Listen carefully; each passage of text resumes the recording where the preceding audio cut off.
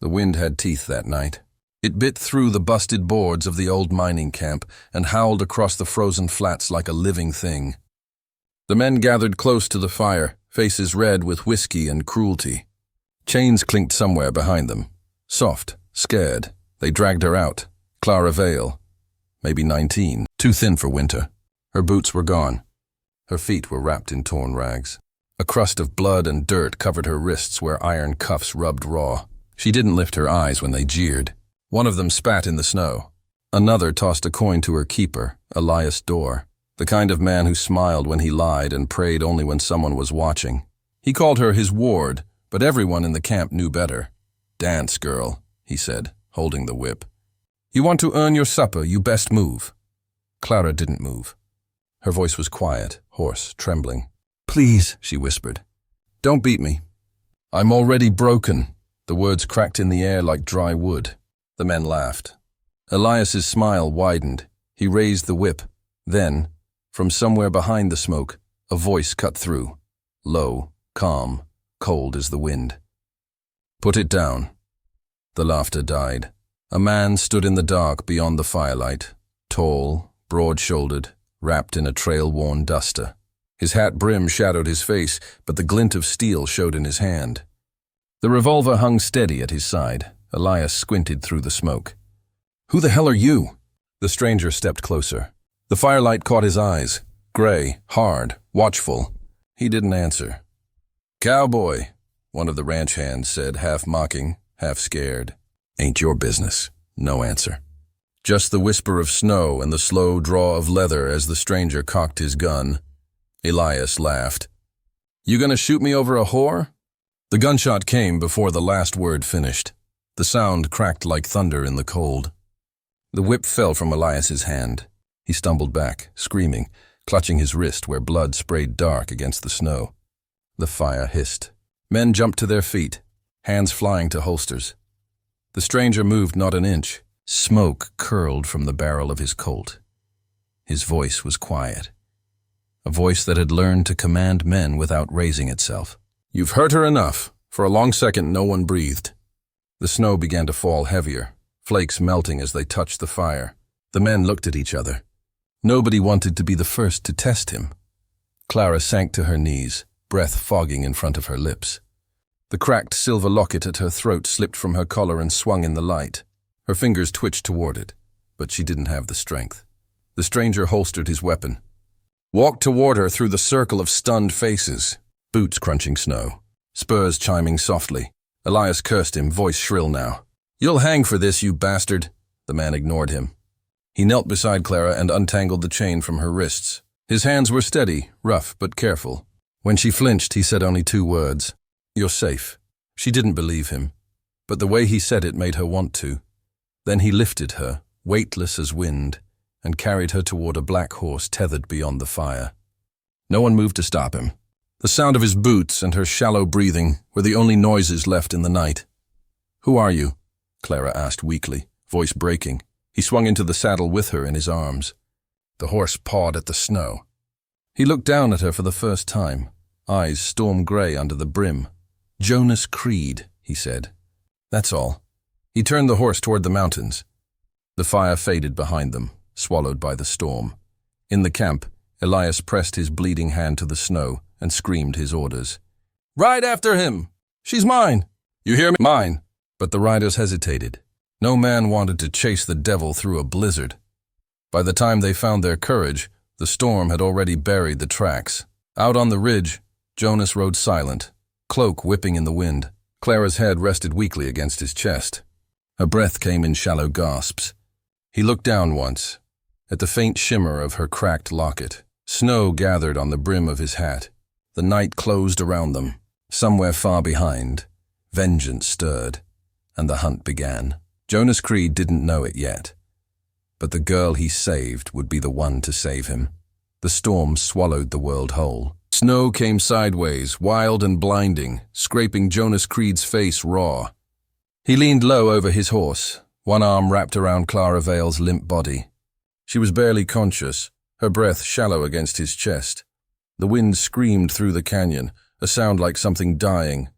Every hoofstep felt heavier than the last. His coat was stiff with ice, his hat rimmed in white frost.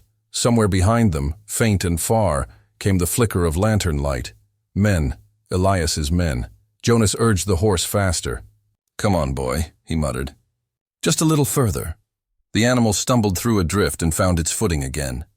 At last, through the wall of snow, Jonas saw a shape, dark timbers, half collapsed, hidden among the pines. A trapper's cabin, abandoned years ago. He pushed through the door with his shoulder. The hinges screamed. Inside it was cold as a grave, but it was shelter. He laid Clara on a torn cot by the hearth. Her skin was ghost pale, her hands ice blue. He tore up an old saddle blanket, stuffed it in the stove, and struck flint until sparks caught. The flames hissed, then rose gold and warm. For the first time all night he could breathe. He knelt beside her and peeled away the wet rags clinging to her shoulders. The welts across her back were deep, purple, cracked, cruel. Rage burned low and steady inside him. He reached for water from his canteen, cleaned the wounds gently. She stirred, flinching in her sleep. When he drew the blanket over her, a small object slipped free from her collar. The silver locket, cracked clean through the middle, but still glimmering in the firelight. He stared at it for a long while. Then he turned away. Some things weren't his to touch. Jonas took his place by the window, rifle across his knees. The wind moaned through the eaves like a voice calling for the dead. Outside, faint orange lights moved in the dark, riders fanning out through the valley. He watched until the snow swallowed them again. "We've got till dawn," he whispered. The fire popped. The horse stamped restlessly outside. Then, from behind him, a gasp. Clara jerked upright on the cot, eyes wide with terror. Her voice cracked, thin and wild. "Don't, please, I'll be good." Jonas turned slow and careful, lowering the rifle. "You're safe," he said. She pressed herself against the wall, trembling. "Where am I?" "Cabin up in the pines. You fainted back there. Who are you?" "Jonas Creed." Her eyes darted to the door, to the fire, to the locket glinting near her hand. "Why'd you bring me here?" He didn't answer right away. He poured water into a tin cup, set it near her on the floor, and stepped back. "Drink. You'll freeze without it." She stared at him like he was a ghost. Then she drank, slow, shaking. Outside the wind wailed louder. Jonas moved to the door, checked the latch, then returned to the window. His silhouette cut sharp against the firelight, smoke rising between them like a wall. Neither spoke again for a long time. The silence between them wasn't empty. It was thick, waiting, alive. Clara lay back, staring at the cracked roof above her. She clutched her locket, whispering something too soft for him to hear. Jonas sat motionless, rifle steady on his knee, eyes scanning the dark beyond the glass. Then, a sound. A faint, deliberate crunch of footsteps in the snow outside. Not the wind. Not the horse. Jonas's hand closed around his rifle. The fire popped again. One small ember leapt and died. He whispered, almost to himself, "They found us." Dawn broke gray and bitter. Snow lay thick on the pines, sparkling like powdered glass in the pale light. Jonas Creed's horse pawed at the frozen ground, nostrils flaring steam into the cold. He crouched low by the cabin window, rifle ready, watching 3 riders creep through the drifts. Clara crouched behind the stove, blanket pulled tight around her shoulders. Her breath puffed like tiny clouds in the cold air. She dared not move, dared not make a sound. The riders slowed, eyes scanning. One dismounted, lantern swinging in the wind. Jonas's finger rested lightly on the trigger. His jaw set. Every muscle coiled, then the first gunshot cracked. Smoke and snow danced together. The rider fell backward, hitting the snow with a wet thud. The other 2 drew pistols. Jonas fired, precise, fast, controlled. The second rider toppled, a cloud of snow erupting as he hit the ground.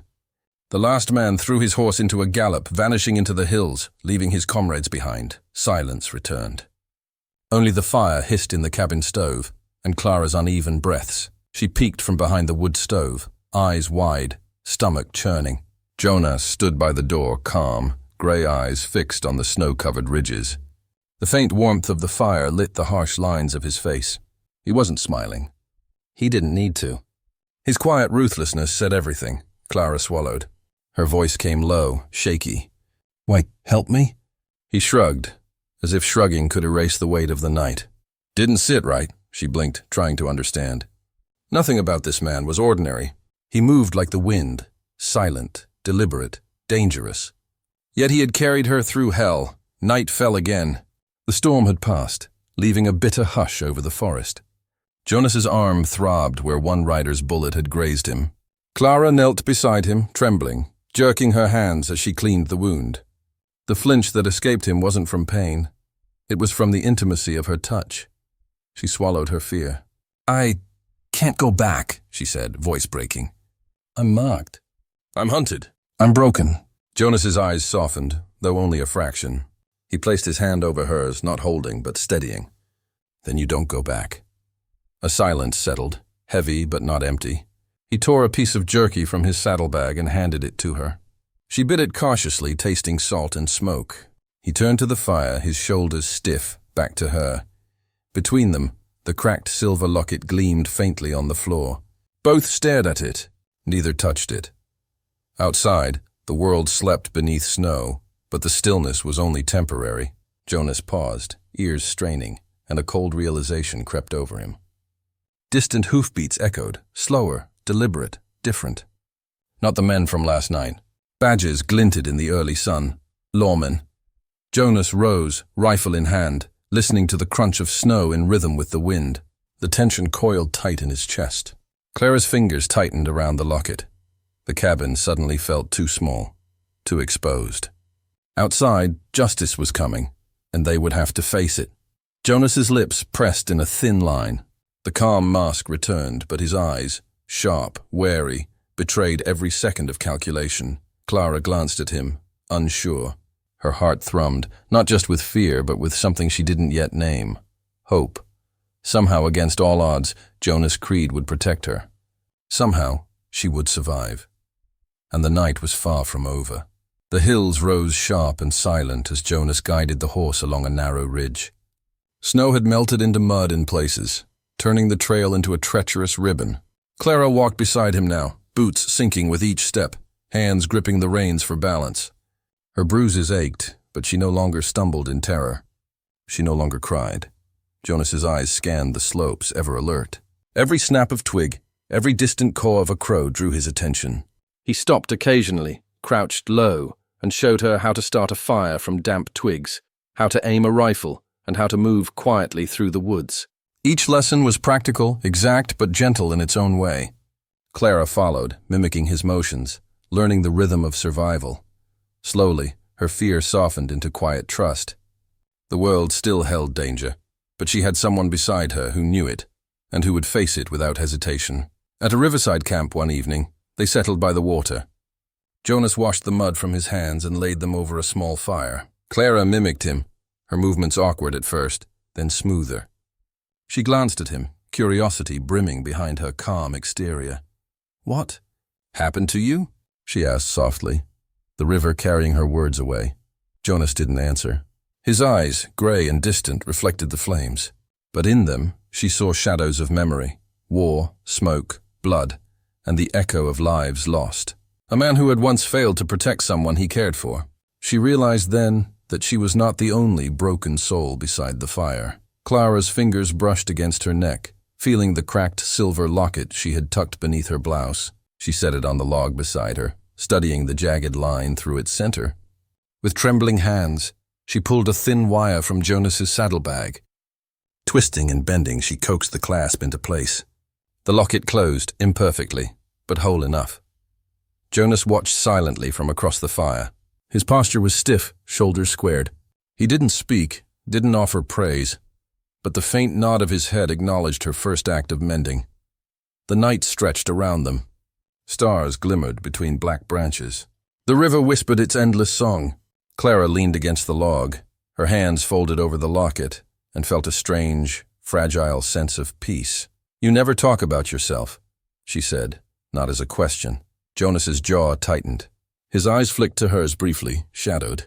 He exhaled slowly and returned his gaze to the river. Words were unnecessary. The weight of his silence told her more than speech ever could. She understood the armor, the guilt, the memory he carried. When sleep finally claimed them, it was uneasy but honest. The wind carried scents of pine and wet earth into the cabin they had left behind. Wildness, freedom, and danger were stitched together in the air. The river's voice became a lullaby, steady and low. At dawn, Clara woke first. Smoke rose on the horizon, thin and curling against the pale sky. Her stomach knotted. She roused Jonas gently. "Look," she whispered. He followed her gaze. Faint orange glimmers of firelight and movement reached the hills, not far, too close. Elias's men, closer than they had imagined. Jonas's hand tightened on the reins of the horse. His eyes scanned the smoke, calculating, reading the land. Clara pressed her locket to her chest, fingers trembling. For a moment, everything hung in quiet tension. The river murmuring, the wind sighing through the trees, the rising smoke marking the return of danger. Clara realized then that the trust she had begun to feel was about to be tested. Jonas turned toward her, eyes hard, voice low. "Stay close. Don't let them see us." And somewhere beyond the hills, the hunt had begun again. The valley opened like a secret, hemmed in by jagged cliffs and mist. Jonas led the horse slowly down the ridge, careful with each step.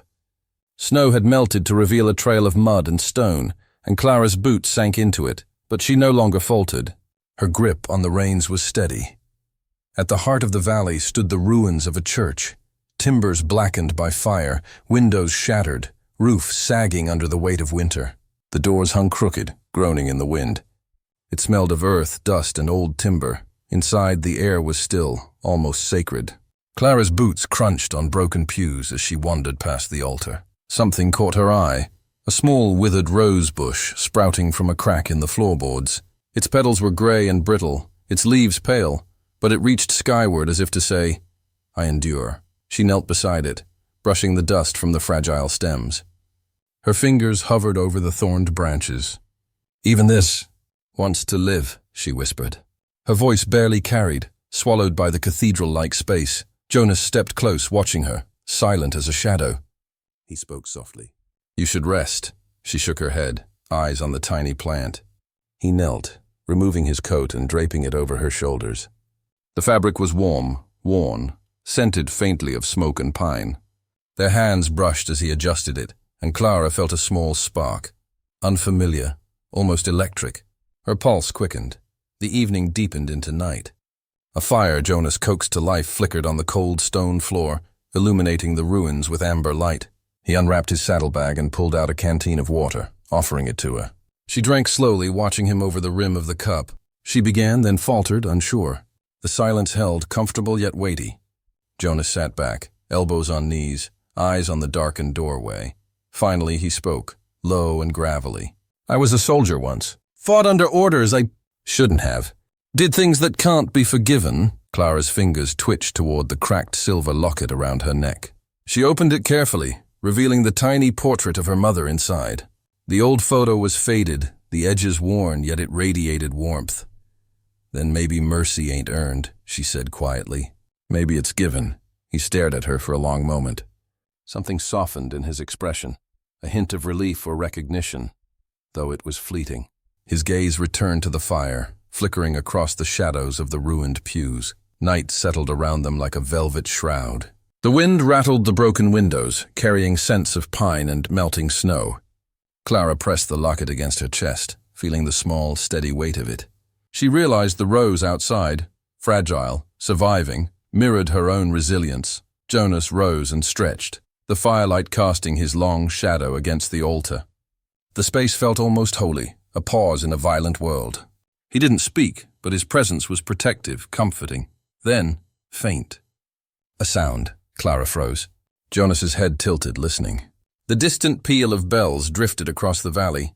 Their tone was haunting, resonant, impossible. The church had no bell. Jonas's hand went to his rifle. Clara clutched her locket tighter, heartbeat quickening. They exchanged a glance, tension sparking between them like dry tinder.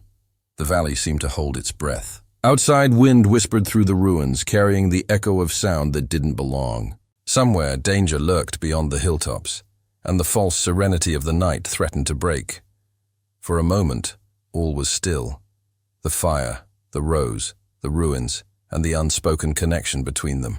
Yet the bells persisted, impossible, insistent, a herald of things to come. Clara's lips parted, words caught in the cold air.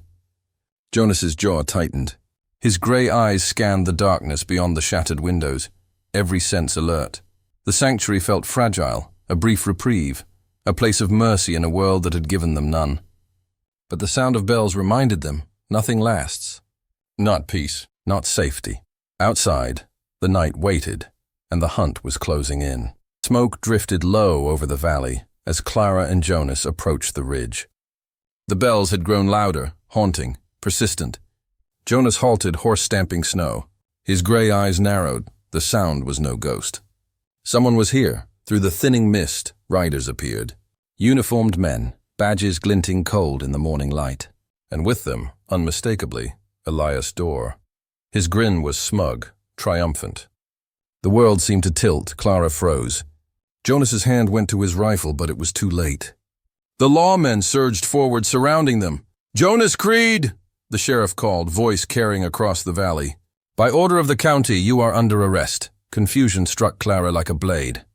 She opened her mouth to protest. "No, he saved me." The sheriff held up a hand. "You'll get your chance to speak, miss, but right now this man is wanted for crimes of arson and robbery. A supply train burned 2 years past. Your cowboy isn't just a savior, he's an outlaw." Jonas's jaw tightened. His hand remained on the reins, calm in the storm of accusations. He said nothing. Clara's heart plummeted. The air seemed to shift around her, cold and accusing. She looked at him, searching for the man who had carried her through fire and snow, the one who had protected her without question. He was still there, but now shaded with a darkness she hadn't understood. Elias stepped forward, voice oily and cruel. "See, girl? Your hero isn't what he seems. He saved you for his own guilt. Thought he could redeem himself by protecting a broken little thing like you. He ain't no savior." Clara's hands clenched around her cracked silver locket. It felt heavy now, a weight of confusion and betrayal. She wanted to scream, to throw herself between Jonas and the lawmen, but she was frozen, powerless. Jonas was forced to his knees, chains biting into his wrists. The sheriff read the warrant aloud, detailing the attack on the supply train, the destruction, the stolen goods, the death of a guard. Clara's stomach twisted. "You lied?" she whispered, almost to herself. Jonas finally looked at her. Just once. His eyes met hers through the haze of morning snow and smoke. There was no lie there. Only truth twisted by circumstance. Only guilt that had followed him through every mile of the frontier. His grey eyes held hers, steady and pleading, as if trying to communicate everything he could not say aloud. The lawmen shackled his wrists and fastened chains to the horse's saddle. Jonas stood, chained, calm as ever, and mounted under their watchful eyes. He turned again, slow, deliberate, to glance at Clara. She held her locket tight, watching every movement. The weight of it pressed against her chest like a judgment. As the posse rode off, Elias lingered, leaning close to Clara. "You think he's a hero? Think again. That man carries the blood of men he never saved, and now he'll die for it. You'll see. You'll thank me soon enough." Clara shook her head, tears stinging her eyes. Her world had cracked open, the image of Jonas she had trusted now fractured. Yet beneath the shock, a spark ignited, fury, determination, and the unwillingness to believe him guilty of the evil they claimed. Her fingers closed on the locket again. The portrait of her mother within trembling under her grip. Jonas's eyes were burned into her memory, pleading silently. He was still the man who had saved her. Even if the law saw only his past mistakes, she whispered to herself, voice low and fierce. "I'll prove it. I'll prove him innocent." The lawmen and Jonas rode out of sight, dust rising like smoke in their wake. Clara sank to her knees in the snow, heart pounding, mind racing. The bells still tolled, ghostly, impossible, but she no longer heard them as a warning. She heard them as a summons. Somewhere beyond the valley, justice and vengeance collided, and she was determined to stand between them. The cracked locket burned against her chest, a symbol now not of fragility, but of resolve. Clara rose to her feet, boots crunching in the snow. The horizon was a line of pale gray, morning light diffused through smoke and frost. And in that light, she made her vow. Jonas Creed had carried her through the storm. Now she would carry the truth through the lies. Snow had returned with a vengeance, slashing against the windows of Elias Dorr's ranch like a whip. Clara moved quietly through the cold, familiar halls, boots muffled against the wooden floor. Her wrists still bore faint bruises from earlier struggles, but her shoulders were straighter now, quiet, not broken. Elias lounged in the main room, reading a letter by the fire, a smug curl at his lips. Clara caught fragments of conversation from the ranch hands. Her heart sank. Jonas would be hanged at dawn in town. She froze in the shadows, breath shallow, mind racing. The firelight glinted off her cracked silver locket tucked beneath her blouse. A token, a reminder, a symbol of the trust she could not abandon. That night, she moved like a ghost. She found a pistol hidden in the larder, its metal cold and heavy in her hands. Every step toward freedom was measured, careful, the boards creaking under her weight like warnings. She slipped the locket into her boot, pressing it against her foot, close to her pulse. The storm outside howled, wind thrashing through the eaves, snow piling against doors and fences. Clara stepped into the stables. Horses stirred, stamping and snorting, their breath steaming in the lantern light. She climbed onto one, reins held tightly, heart hammering. Every sense screamed urgency. The cold bit at her cheeks as she rode through the storm, following the familiar path toward town. Each gust reminded her of the night Jonas had saved her, the night she had first trusted a stranger with her life. That storm had tested her. This one tested her courage. By the time she reached the town outskirts, her boots and coat were wet, her fingers numb, but the determination in her chest burned hotter than fire. She dismounted and crept through alleys, following the faint outline of the sheriff's office. The sign swung creaking in the wind. Inside, snow tracked across the floor, melting into dark puddles. The air smelled of iron, wood, and despair. There, behind the cold iron bars of the jail, sat Jonas Creed. His clothes were bloodied, his face streaked with grime, but his eyes, gray, unwavering, met hers instantly. "Why'd you come back?"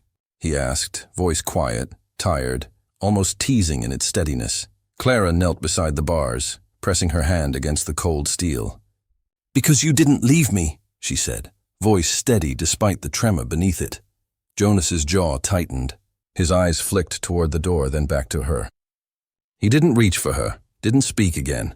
He just waited, calm as a storm before the lightning. Outside, the wind tore at the rooftops. Clara's hand brushed the locked locket inside her boot.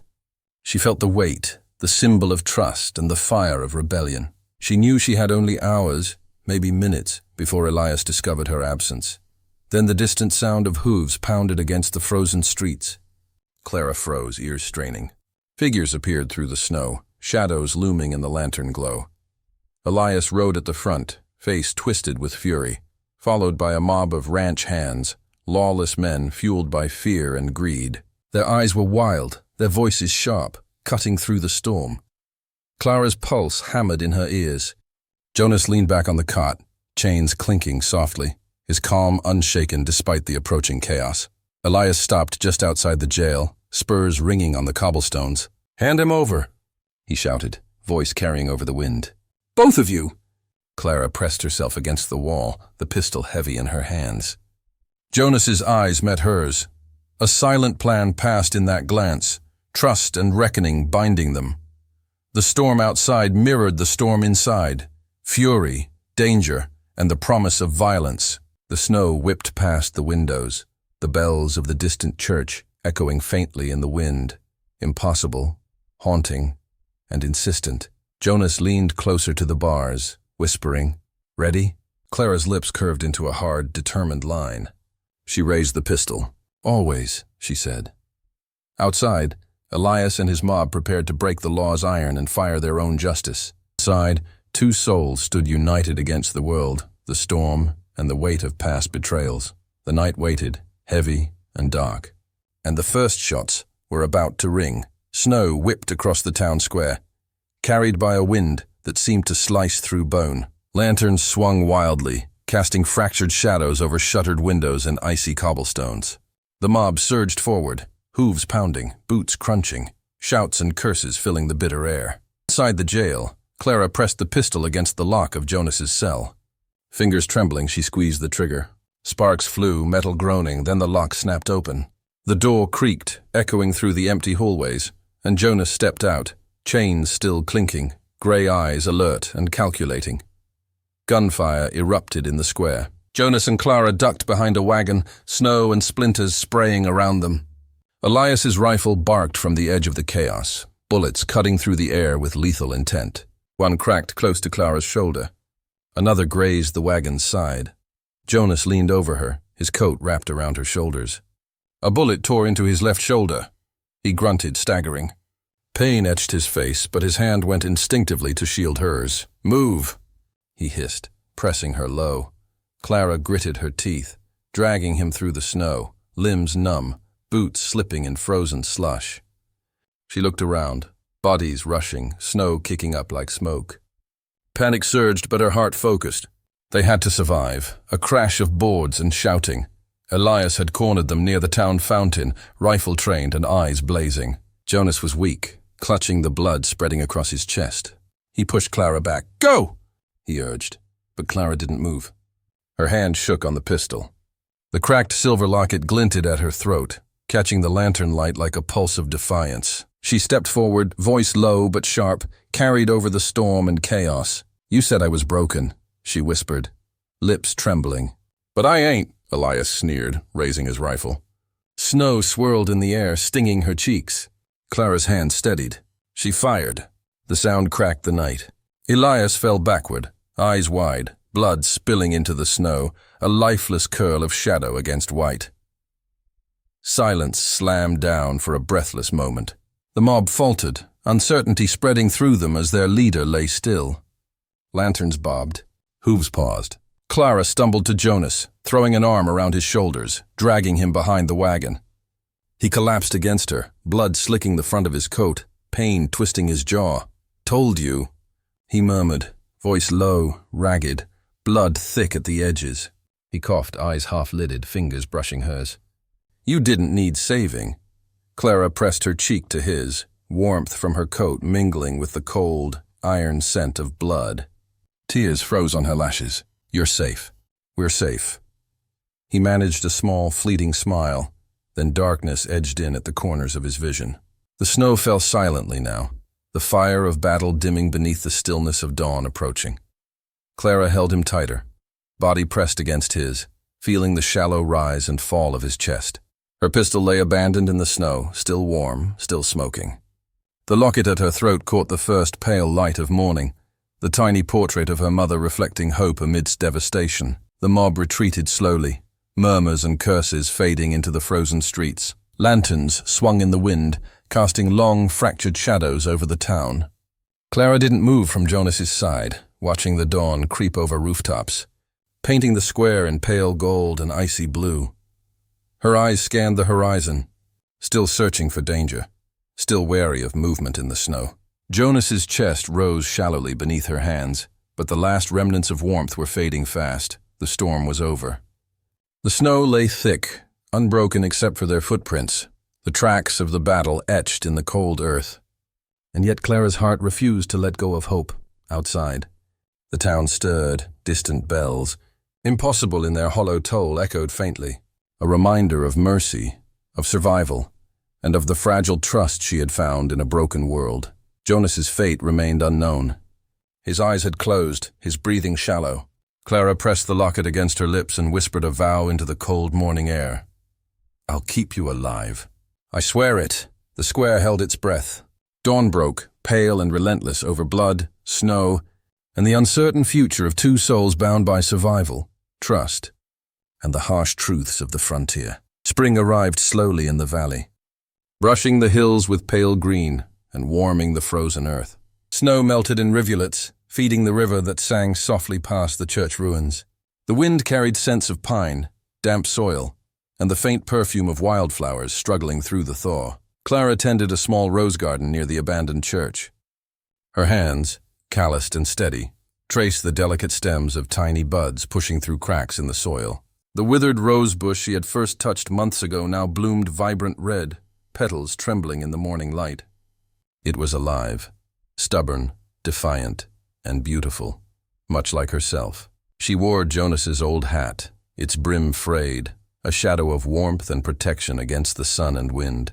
The cracked silver locket around her neck gleamed in the light, repaired, mended, whole. Inside, her mother's tiny portrait smiled up at her, a silent witness to survival and the passage of time.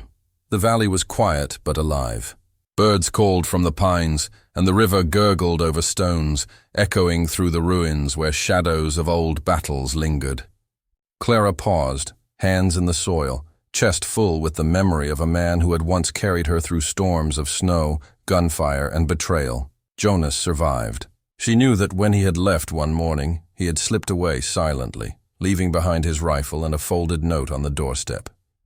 The words were simple, stark, yet profound. "You saved me too." Clara pressed the note to her chest and smiled through tears, the paper crinkling beneath her fingers. He had left as quietly as he had entered her life, leaving only proof of his presence and the knowledge that he trusted her strength. Every dawn, she looked toward the hills, half expecting to see his silhouette cutting against the rising sun. She listened to the wind through the pines, letting the faint whistle that always carried in the cold mornings fill her ears. It was familiar, comforting, and it reminded her of the bond they had forged in fire, blood, and snow. Her fingers brushed the locket again. It was more than a keepsake. It was a symbol of endurance, survival, and trust. Every time she touched it, she remembered the storms they had ridden, the bullets and betrayal, and the moments of quiet care that had kept them alive. The rosebush by the church was a living echo of that symbol. Its buds had first emerged through frozen soil, twisted and gray, a testament to the will to survive. Now in full bloom, it reflected the life she had carved from hardship, resilient, enduring, and bright against the harsh frontier. She tended the flowers slowly, deliberately, feeling the soil crumble between her fingers. The wind carried the faint scent of pine and distant smoke, echoes of the past, whispers of danger that had long since passed. Yet in those moments of peace, Clara felt the pulse of life in every leaf, every bloom, every trembling petal, and somewhere beyond the ridge, though invisible, she imagined Jonas riding, silent and steady, watching over her in his own way. The valley was his as much as hers, a shared sanctuary stitched together by survival and trust. Clara leaned back, squinting at the hills as the morning light warmed her face. A tear slid down her cheek, catching in the sunlight, but she didn't wipe it away. She smiled. The valley had endured. She had endured, and in the midst of it all, life, stubborn, defiant, alive, continued to bloom. The rosebush swayed in the breeze, brilliant red against the ruins. The locket gleamed at her chest. The wind whispered through the pines, and Clara, once broken, now whole, breathed in the quiet of the valley, smiling through tears at the life she had fought for, the man who had taught her to survive, and the promise that even in a harsh world, beauty and love could bloom.